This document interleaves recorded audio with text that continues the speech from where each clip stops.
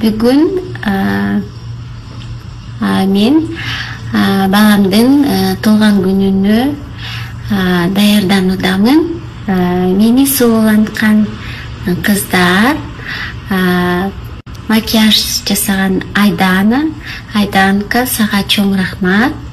Жана ошондой эле чачымды жасаган Алинага, сага чоң рахмат. Мага аябай жакты. Бүгүнкү күн мен үчүн аябай кубанычтуу күн.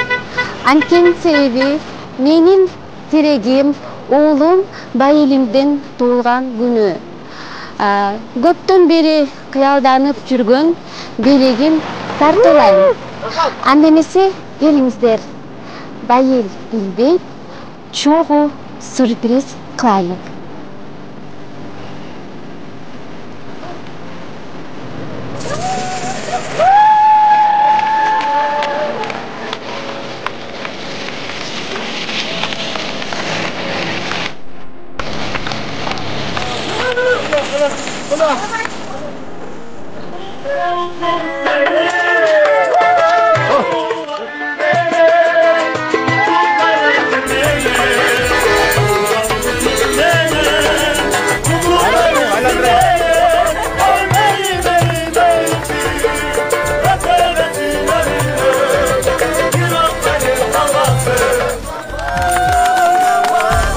Assalamu alaikum жалпы көрөрмандар, жана ошондой эле жеке апам экөөбүздүн көрөрмандарыбыз, силерге бир салам жолдоп кетебиз. Бүгүн эмне күн десем өзгөчө күн. Бүгүн ушундай 27 май менин туулган күнүм.